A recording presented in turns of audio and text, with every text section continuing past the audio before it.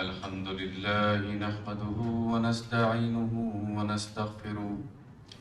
ونؤمن به ونتوكل عليه ونعوذ بالله من شرور أنفسنا ومن سيئات أعمالنا من يهده الله فلا مضل له ومن يضلل فلا هادي له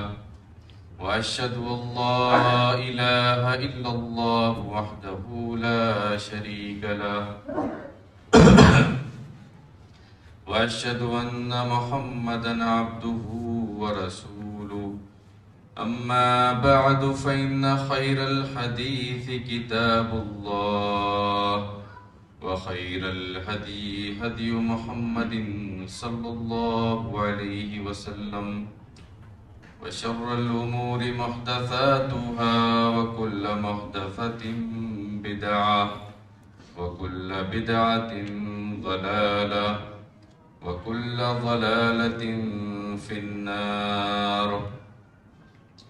فأعوذ بالله السميع العليم من الشيطان الرجيم. بسم الله الرحمن الرحيم. قاف والقرآن المجيد بل عجبوا أن جاءهم منذر منهم فقال الكافرون هذا شيء عجيب أإذا متنا وكنا ترابا ذلك رجع بعيد قد علمنا ما تنقص الأرض منهم وعندنا كتاب حفيظ بل كذبوا بالحق لما جاءهم فهم في أمر مريج أفلم ينظروا إلى السماء فوقهم كيف بنيناها وزيناها وما لها من فروج والأرض مددناها وألقينا فيها رواسي وأنبتنا فيها من كل زوج بهيج تبصرة وذكرى لكل عبد منيب ونزلنا من السماء ماء مباركا فأنبتنا به جنات وحب الحصيد والنخل باسقات لها طلع نضيد رزقا للعباد وأحيينا به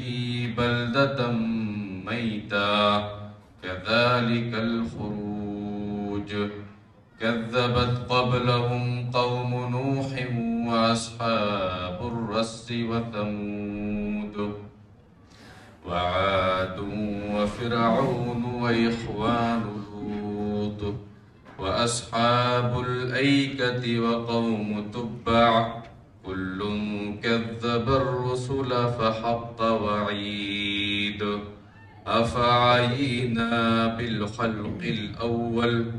بل هم في لبس من خلق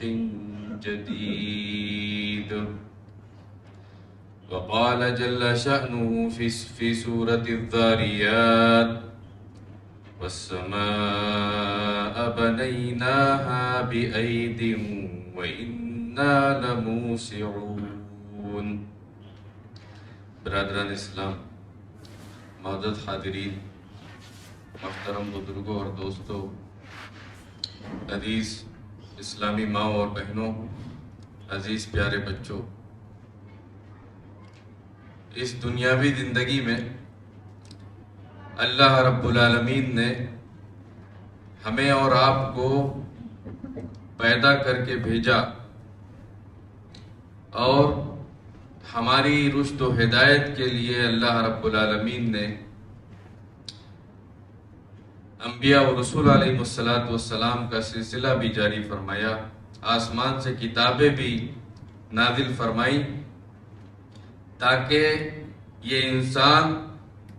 اس کا تعلق اس زمین پر رہتے ہوئے صرف اس زمین سے ہی محدود نہ رہ جائے،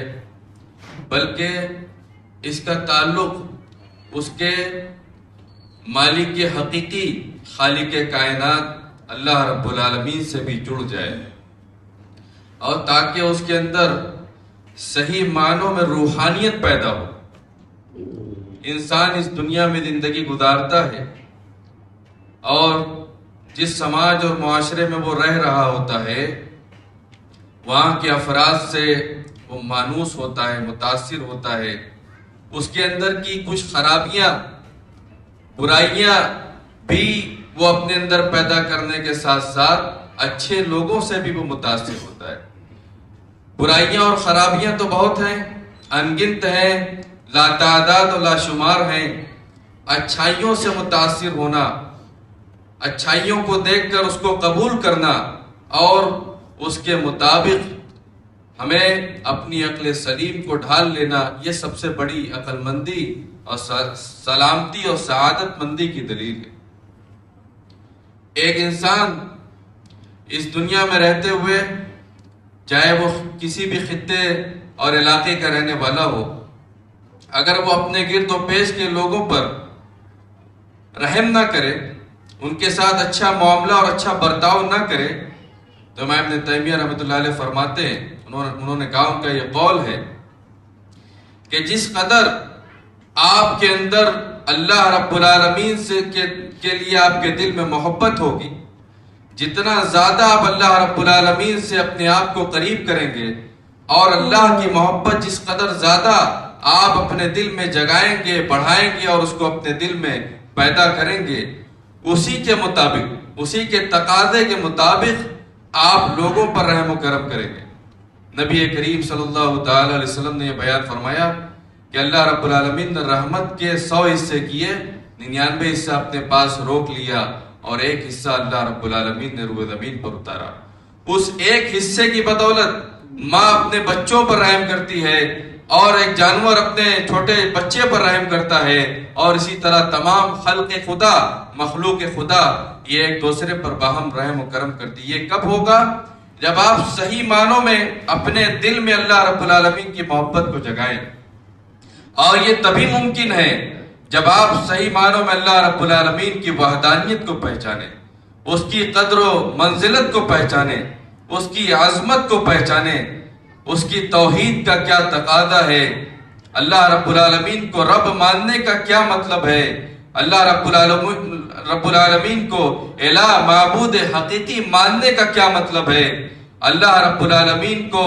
اپنا خالق و مالک اور رازق ماننے کا کیا مطلب ہے۔ جب آپ اس کو صحیح معنوں میں جانیں گے، اس کو پہچانیں گے، اور تب جا کر کے آپ کے دل میں مخلوق خدا کے لیے محبت پیدا ہوگی، ایک دوسرے کے لیے ہمدردی اور رحم و کرم کا جذبہ آپ کے دل میں، اس کا مادہ پیدا ہوگا۔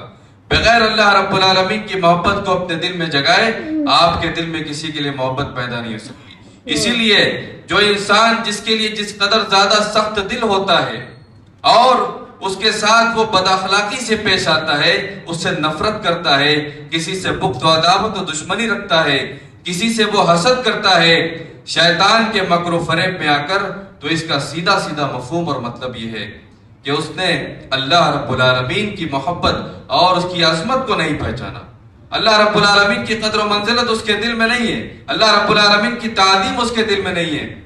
اس لیے کہ جب تکبر انسان کے دل میں جو پیدا ہوتا ہے، تکبر یہ کیوں پیدا ہوتا ہے؟ مال و دولت کا مل جانا، جاہ و منصب کا مل جانا، عہدے اور منصب کا حاصل ہو جانا، دنیا میں اونچے مقام و مرتبے پر فائز ہو جانا، سلطنت و تمکنت کا مالک بن جانا، اور بہت زیادہ روپیہ پیسہ کما کر دنیاوی منصوبوں کے پیچھے پڑ کر، ان مادی دنیا اور مادی ترقی کے پیچھے پڑ کر انسان بہہ جاتا ہے، اور اس کی لہر میں وہ اتنا زیادہ ڈوبتا چلا جاتا ہے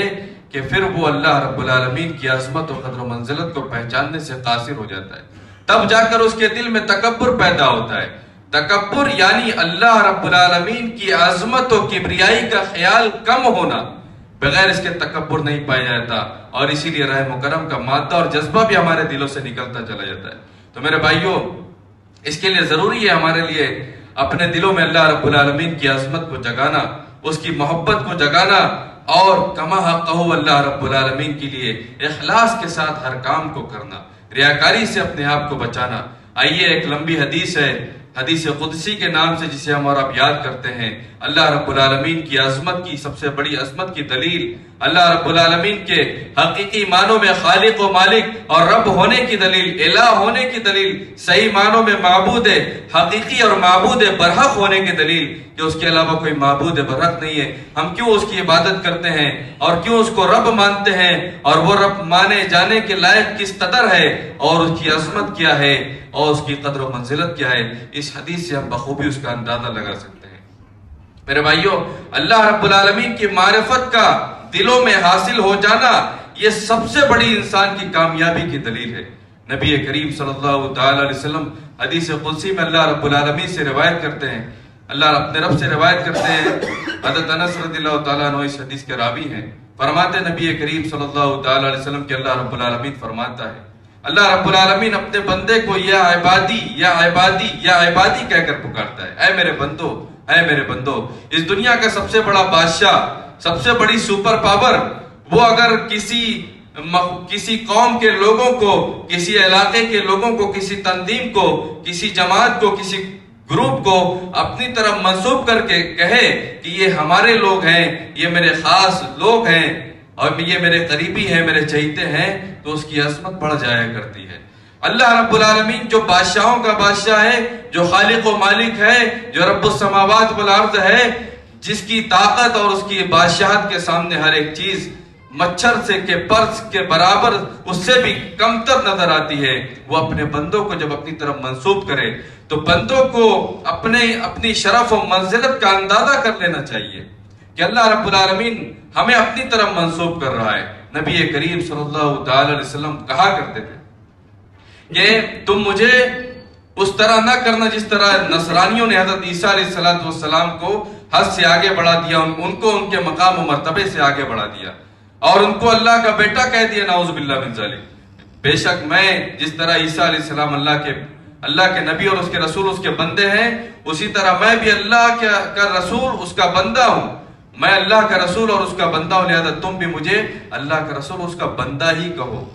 بندگی میں جو شرف و منزلت ہے ایک انسان کے لیے، ایک بندے کے لیے، اس سے زیادہ بڑھ کر کوئی شرف و منزلت اور مقام و مرتبے کی بات نہیں ہو سکتی ہے۔ اور اس سے بھی بڑی بات یہ ہے جب اللہ رب العالمین آپ کو اپنا بندہ کہے، آپ کو اپنا بندہ مانے، اس کا مطلب یہ ہے کہ صحیح معنوں میں آپ اس کے عبادت گزار ہیں، اس کے مطیع و فرمانبردار ہیں، اس کی عظمت کو پہچانتے ہیں، اس کی قدر و منزلت آپ کے دلوں میں ہے۔ تب اللہ رب العالمین آپ کو یہ مقام و مرتبہ دیتے ہوئے یہ کہتا ہے، یہ پکارتا ہے، یا عبادی، اے میرے بندو، انی حرمت الظلم علی نفسی وجعلتہ بینکم محرما فلا تظالموا۔ اے میرے بندو، میں نے ظلم کو اپنے اوپر حرام ٹھہرا دیا ہے، وجعلتہ بینکم محرما فلا تظالموا، اور میں نے اس کو باہم تمہارے درمیان بھی آپس میں ایک دوسرے پر ظلم کرنے کو حرام قرار دے دیا ہے، فلا تظالموا۔ تو سن لو اے میرے بندو، اللہ رب العالمین، فلا تظالموا، ایک دوسرے پر آپس میں ایک دوسرے پر ظلم نہ کرو، ایک دوسرے کے ساتھ ان کی حق تلفی نہ کرو، ان کے حقوق کو ناجائز طریقے سے کھاؤ نہیں، ان کے مال کو ناجائز طریقے سے ہڑپ کر کھاؤ نہیں، ان کی بے عزتی نہ کرو، ان کی عزت سے کھلواڑ نہ کرو۔ اس تمام چیزیں، چھوٹی سے چھوٹی چیزیں اور بڑی سے بڑی چیزیں جو عدل و انصاف کے خلاف ہے، عدل و انصاف کے تقاضے کے خلاف ہے، عدل و انصاف کے راستے سے بھٹکی ہوئی اور اس سے ہٹ کر ہے،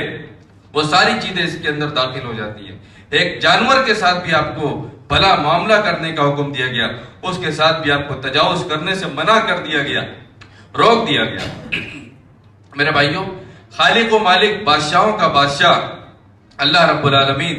وہ کہہ رہا ہے ایک بہت بڑی سپر پاور ہے، فرض کیجئے، اور اس کے پاس پوری دنیا کو نیست و نابود کر دینے کی طاقت اور صلاحیت ہے، اس کو تہس نہس کر دینے کا اس کے پاس اختیار اور کنٹرول ہے، اس کے بعد اگر وہ کہے کہ نہیں میں ایسا نہیں کرنے والا اور اس کام کے کرنے سے میں اپنی شان کو بہت اونچا کرتا ہوں اور میں یہ کام ہرگز نہیں کروں گا، تو آپ کے دل میں اس کی محبت اور زیادہ بڑھ جائے گی۔ اللہ رب العالمین جو لفظ کن کے ذریعے پوری کائنات عدم سے وجود میں لانے والا، کن فیکون، بس کہہ دینا کہ ہو جا، پوری کائنات آٹومیٹک وجود میں آ جاتی ہے۔ کلمہ کن کے ذریعے اللہ رب العالمین تمام کائنات کو پیدا کر دیتا ہے، اور ہر ایک چیز جو عدم سے بغیر کسی سابقہ مثال کے آٹومیٹک وجود پذیر ہو جاتی ہے، عدم سے وجود پا لیتی ہے، وہ اللہ رب العالمین کہہ رہا ہے جو ایک آن میں پلک جھپکنے کے برابر ساری دنیا کو، پوری کائنات کو تہس نہس کر دینے پر قادر ہے، وہ کہہ رہا ہے کہ میں نے اپنی ذات پر اے بندو ظلم کرنے کو حرام قرار دے لیا ہے، یعنی میں نے اپنے آپ کو ظلم کرنے سے منع کر دیا، روک دیا۔ میں اتنا بڑا ہوتے ہوئے، اتنی پاور اور اتنی طاقت کا مالک ہوتے ہوئے، جس کی طاقت اور پاور کا اندازہ نہیں لگایا جا سکتا، اس کے بارے میں کوئی کسی کے دل میں وہم و گمان میں گزر بھی نہیں سکتا، وہ خالق و مالک جب یہ کہہ رہا ہے کہ میں نے ظلم کرنے سے اپنے کو منع کیا، تو بندے کی کیا جرت ہو سکتی ہے، کسی انسان کی کیسے جرت ہو سکتی ہے کہ وہ کسی پر ظلم کرے؟ اگر وہ کرے گا تو اس کا خمیازہ بھی اسے بھگتنا پڑے گا۔ نبی کریم صلی اللہ تعالی علیہ وسلم، اور ظلم کرنے کی بہت ساری شکلیں ہیں، سب سے بڑا ظلم تو یہ ہے کہ آپ اللہ رب العالمین کے ساتھ شرک کریں۔ اللہ رب العالمین کے ساتھ شرک کرنا، ان الشرک لظلم عظیم۔ حضرت لقمان نے اپنے بیٹے کو وصیت و نصیحت کرتے ہوئے کیا کہا تھا؟ یا بنیا لا تشرک باللہ ان الشرک لظلم عظیم، اے میرے بیٹے تم شرک نہ کرنا، یہ شرک سب سے بڑا ظلم ہے، ظلم عظیم ہے۔ یہ شرک جو دنیا میں مسلمان 90% سے زیادہ مسلمان اس ظلم عظیم شرک اور کفر میں ملوث ہے۔ مسلمان قوم وہ اپنے آپ کو موحد کہتے ہیں، اللہ رب العالمین کا عبادت گزار اور اس کا بندہ کہتے ہیں۔ اللہ رب العالمین کہہ رہا ہے وَمَا يُؤْمِنُ أَكْثَرُهُمْ بِاللَّهِ إِلَّا وَهُمْ مُشْرِكُونَ۔ اپنے آپ کو ایمان اور عقیدے پر کہنے والے لوگ، توحید کا ڈنکا بجانے والے لوگ، ان کے اندر بھی کفر و شرک پایا جاتا ہے۔ اس آیت کریمہ میں اللہ رب العالمین اپنے بندوں کو جگا رہے ہیں۔ میرے بھائیوں، یہ شرک سب سے بڑا ظلم ہے، یہ ظلم عظیم کی شکار آج کی مسلمان قوم، اس دنیا میں 90% سے زیادہ مسلمان توحید جو خالص ہونی چاہیے، اللہ رب العالمین کو جو خالص چیز توحید پسند ہے، اس میں کسی قسم کی ملاوٹ نہیں ہونی چاہیے۔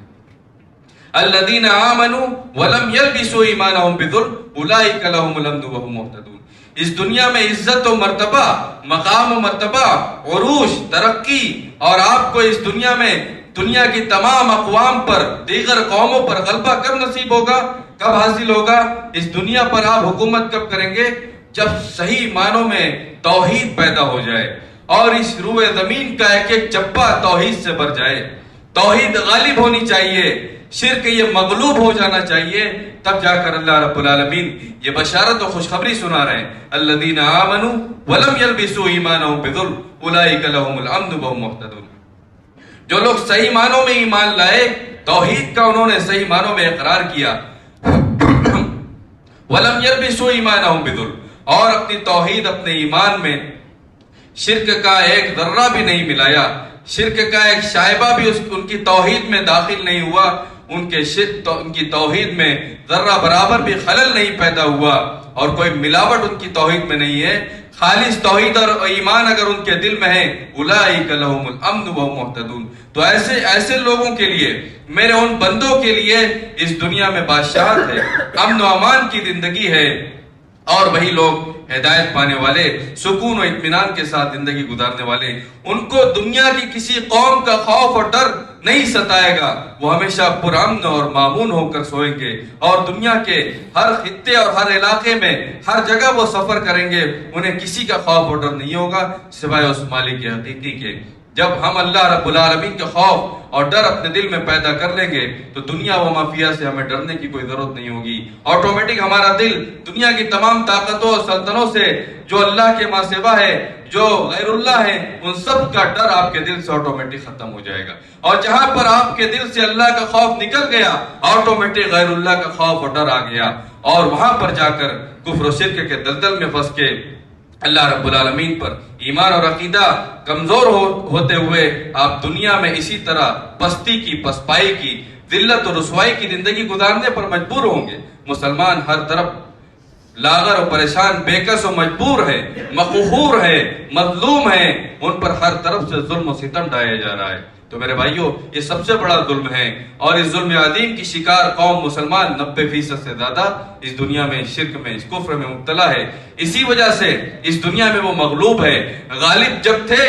تو وہ توحید کے مطابق زندگی گزارنے کی وجہ سے تھے, اور مغلوب تب ہوئے جب انہوں نے توحید کو کما کہو نہیں اپنایا, ان کی توحید میں خلل پیدا ہو گیا. میرے بھائیوں, ظلم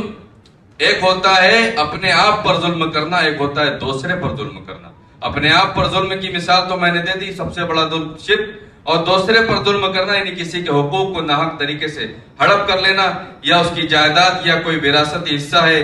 شریعت کے مطابق ان کا کوئی حق آپ کے پاس ہے وراثتی معاملے میں یا کسی دنیاوی معاملے میں, یا اس نے آپ کے پاس امانت رکھی ہے, یا اس کی عزت ہے. ایک مسلمان کے لیے دوسرے مسلمان کی عزت و آبرو کی حفاظت کرنے کی بھی ذمہ داری ہے. اور اگر آپ کسی بڑی محفل میں, بڑے مجمع میں, یا کسی بھی طرح کسی کے دل کو ٹھیس پہنچاتے ہیں تو یہ بھی ظلم کے دائرے میں داخل ہو جائے گا. نبی کریم صلی اللہ تعالی علیہ وسلم نے حجۃ الوداع کے موقع پر آخری خطبہ جو آپ نے دیا, اس میں مسلمانوں کو یہ 10 اہم نصیحتیں آپ نے کی. اس میں یہ بھی کہا کہ الا ان دماءکم واموالکم واعراضکم حرام علیکم کحرمت یومکم ھذا فی شہرکم ھذا فی بلدکم ھذا. یعنی جس طرح یہ مکہ شہر قابل حرمت ہے, اور جس طرح یہ کعبہ حرمت والا ہے, یہ حج کا مہینہ حرمت والا ہے, یہ عرفہ کا دن حرمت والا ہے, جس طرح قابل تعظیم ہے, اس دن گناہ کرنے کا انجام بہت زیادہ ہوتا ہے. وَمَن يُرِدْ فِيهِ بِإِلْحَادٍ بِظُلْمٍ نُذِقْهُ مِنْ عَذَابٍ أَلِيمٍ. جو اس جگہ پر جا کر اس مہینے میں, حرمت والے مہینے میں, حج کے موسم میں جمع ہو کر, عرفہ والے دن یا خانہ کعبہ کے اطراف میں حدود حرم میں رہ کر کوئی ظلم کرنے کا ارادہ رکھے گا, ظلم کی جو سزا ہے, عام جگہوں پر وہ ظلم کرنے کی جو سزا ہے اس سے بڑھا کر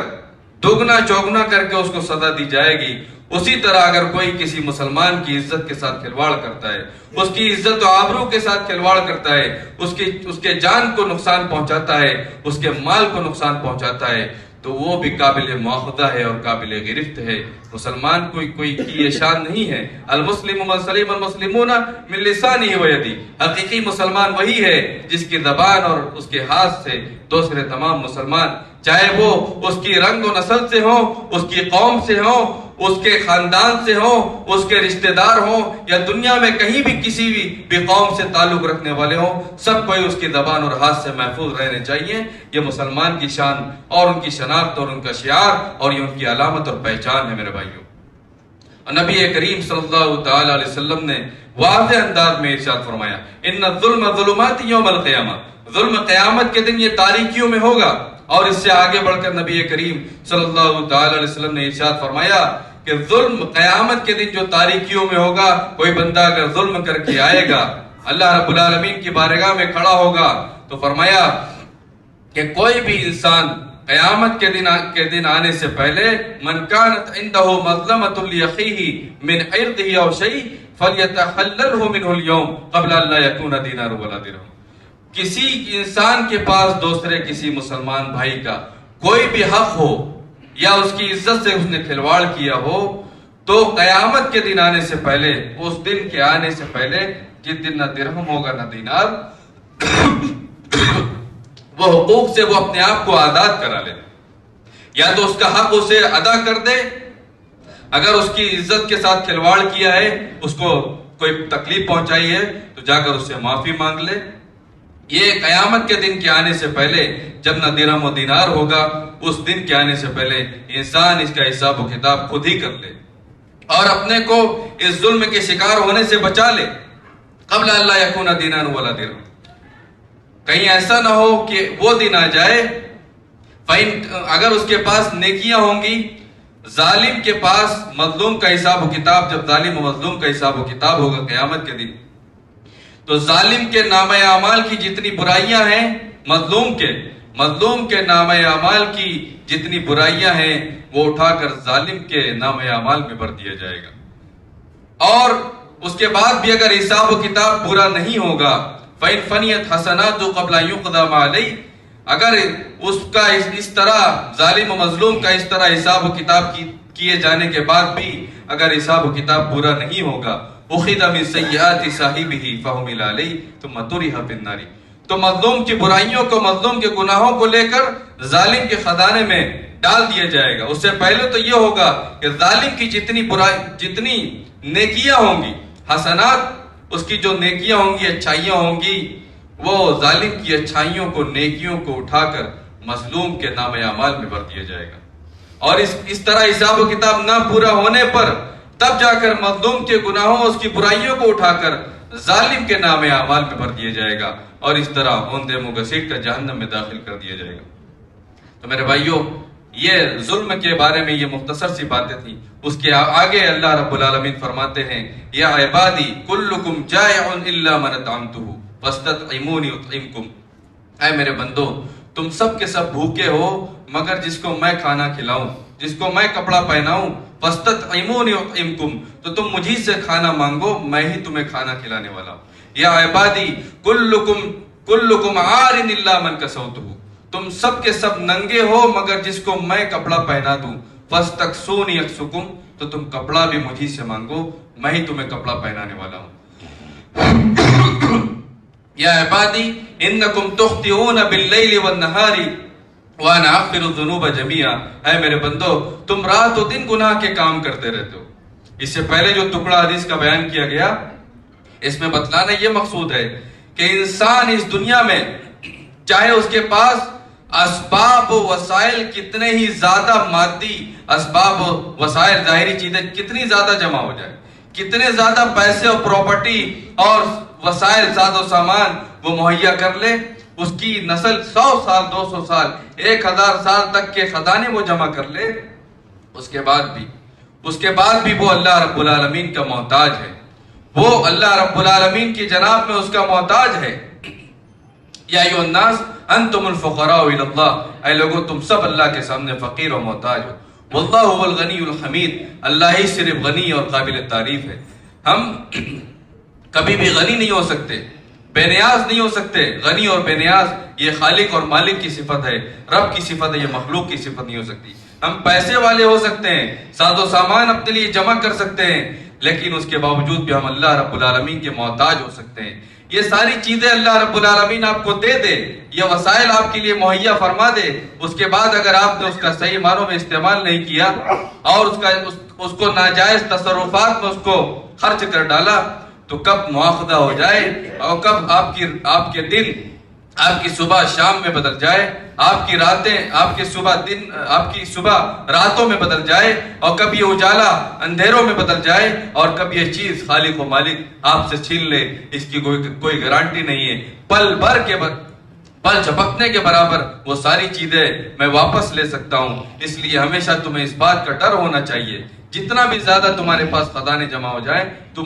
ہمیشہ میرے محتاج ہو، میرے سامنے فقیر ہو. میں ہی تمہیں کھانا کھلاؤں گا تو کھا سکتے ہو، اور میں ہی تمہیں کپڑا پہناؤں گا تو تم پہن سکتے ہو.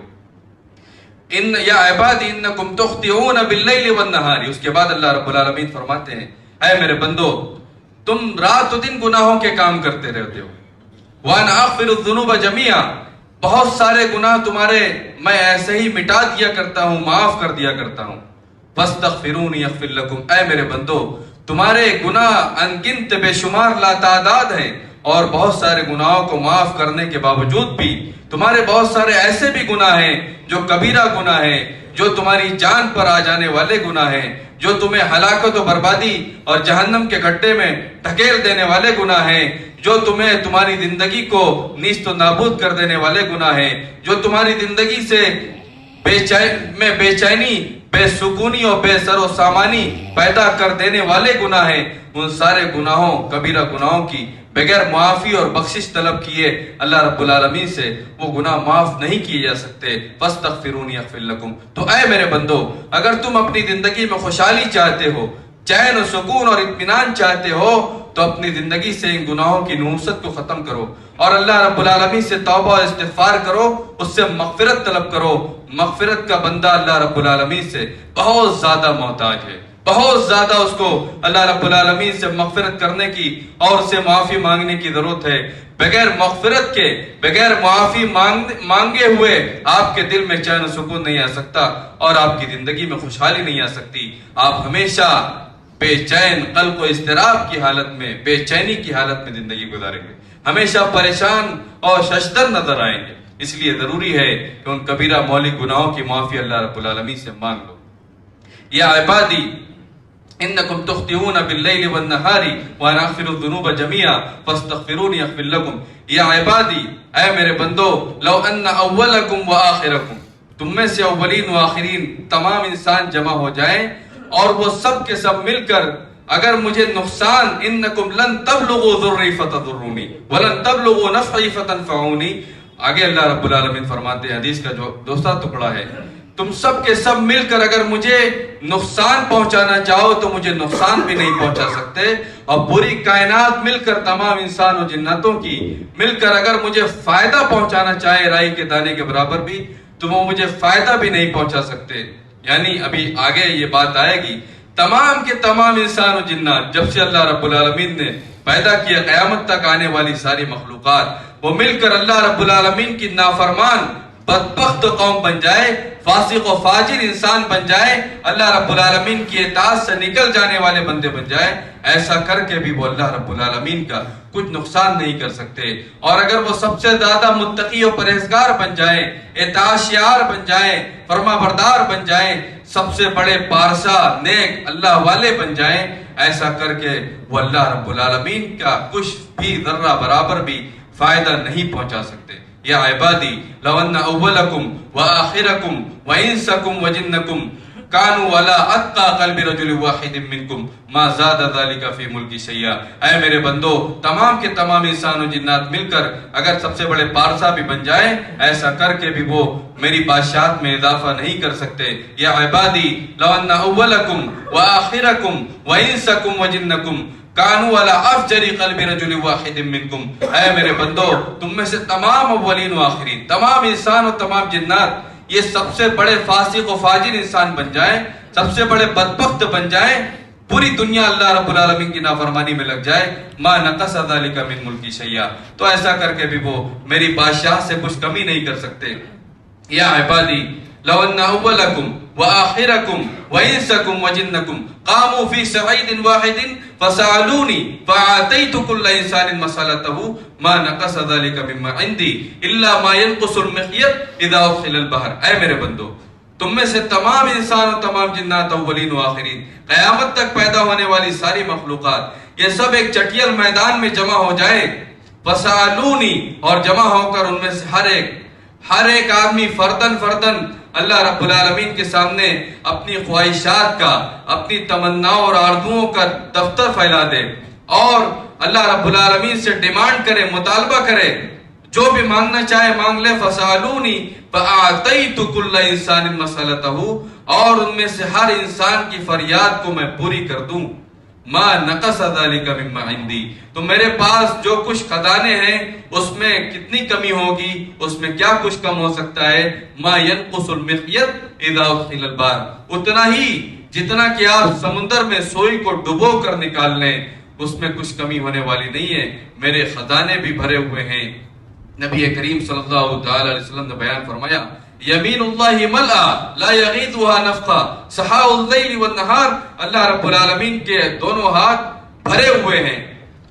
اور اللہ رب العالمین جتنا بھی خرچ کر دے اس میں کوئی کمی ہونے والی نہیں ہے۔ سحاء اللیل والنہار، رات و دن اللہ رب العالمین خرچ کرتا رہتا ہے۔ ارأیتم منذ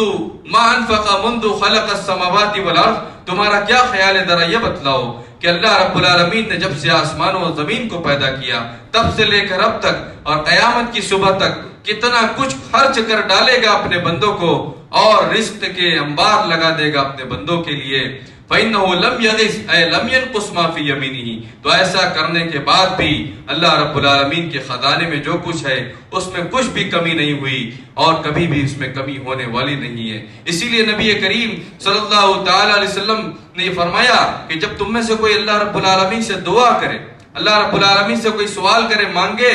تو یہ نہ کہے اللہم اغفر لی ان شئت، بار اللہ تو اگر چاہے تو مجھے معاف کر دے. ہمارے یہاں ہمارے سماج اور معاشرے میں پہلے زمانے میں بزرگوں کے یہاں جو جن کا عقیدہ خراب تھا، جو توحید پر صحیح معنوں میں گامزن نہیں تھے، ان کے کہاوت اور ایک مقولہ ان کی زبان پر جاری رہتا تھا. ان کے بڑے بزرگ جب کسی محفل میں بیٹھتے تو وہ کہا کرتے کہ مولا 56 کروڑ کی چوتھائی مجھے نصیب فرما. 56 کروڑ کی چوتھائی تو آسمان سے گٹری اتار دے، نعوذ باللہ من ذالک. فرماتے ہیں نبی کریم صلی اللہ تعالی علیہ وسلم اس حدیث کے مطابق آپ سمجھ لیں کہ اللہ رب العالمین کی شان میں بڑی گستاخی ہے. یہ اللہ رب العالمین کی شان میں بہت بڑی گستاخی ہے کہ آپ 56 کروڑ کی چوتھائی یعنی اس کا ایک حصہ 25% مل جائے، 75% کی ضرورت نہیں.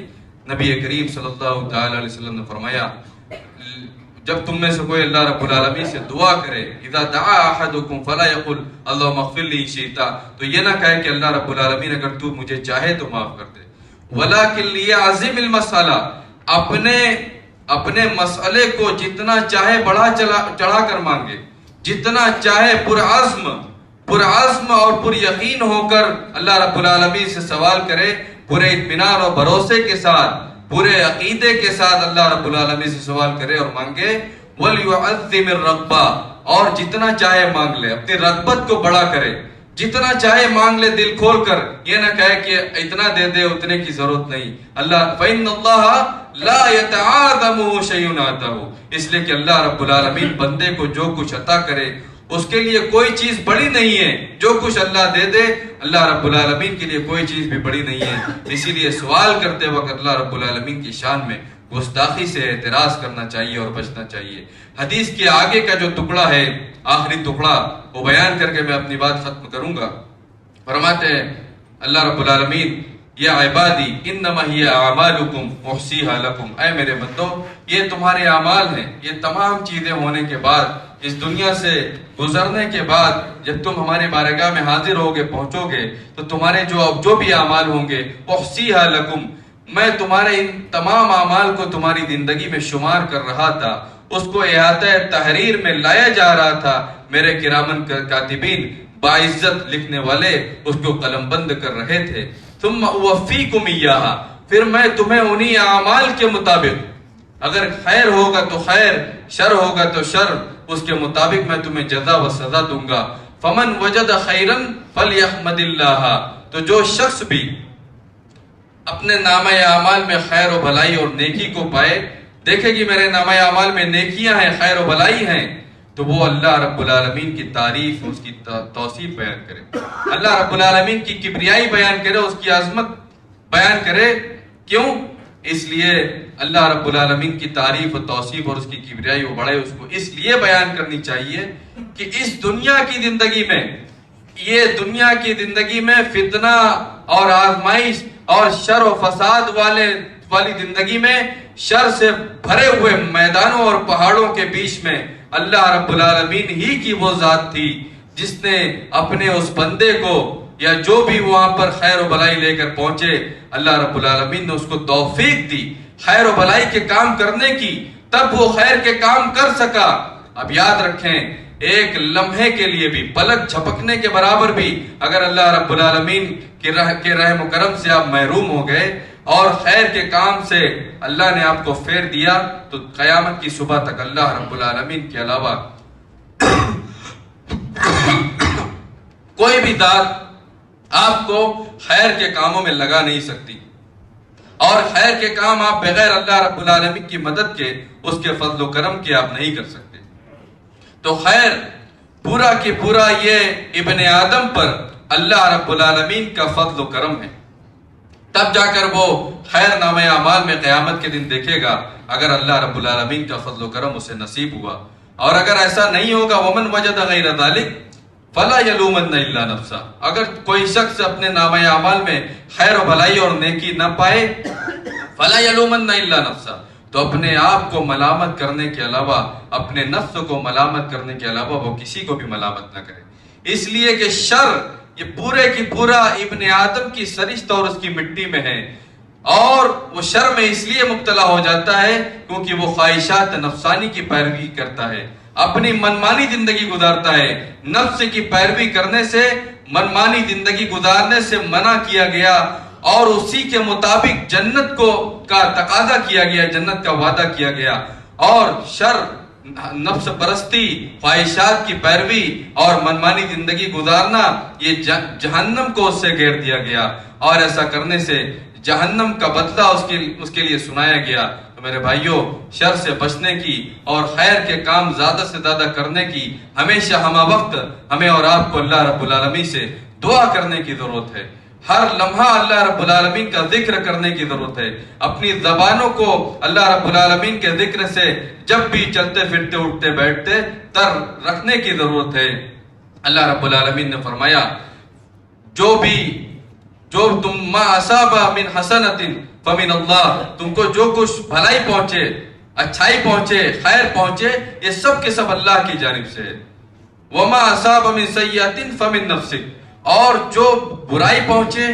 تمہیں تکلیف اور پریشانی پہنچے، مصیبت کا وقت آ جائے، یہ تمہارے اپنے نفس اور کرتوت کے نتیجے میں ہے. تمہارے اپنی نفسانی خواہشات کے پیچھے پڑنے اور منمانی زندگی گزارنے، اللہ رب العالمین کی اطاعت سے نکل جانے، اس کی فرمانبرداری سے نکل جانے کے نتیجے میں. تو ہمیشہ میرے بھائیوں، ہمیں اور آپ کو اللہ رب العالمین سے یہی دعا کرنی چاہیے کہ رب العالمین تو ہمیں زیادہ سے زیادہ خیر کے کام کرنے کی توفیق عطا فرما اپنے فضل و کرم سے. رب العالمین شر سے، فتنہ و فساد سے اور برائیوں سے ہمیں اور آپ کو محفوظ رکھنے کی توفیق عطا فرما، اور زیادہ سے زیادہ نیکیاں اپنے دامن میں سمیٹ لینے کی توفیق عطا فرما. گناہوں کے کاموں سے رب العالمین ہمیں اور آپ کو بچنے کی توفیق عطا فرما.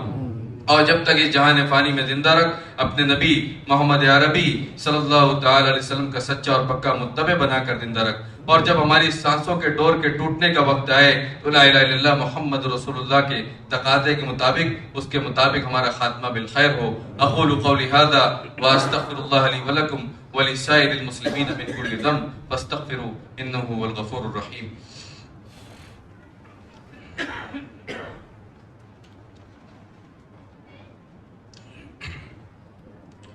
الحمد لله نحمده ونستعينه ونستغفره ونؤمن به ونتوكل عليه ونعوذ بالله من شرور أنفسنا ومن سيئات أعمالنا. من يهده الله فلا مضل له ومن يضلل فلا هادي له، وأشهد أن لا إله إلا الله وحده لا شريك له، وأشهد أن محمدا عبده ورسوله. أما بعد فأعوذ بالله السميع العليم من الشيطان الرجيم. بسم الله الرحمن الرحيم.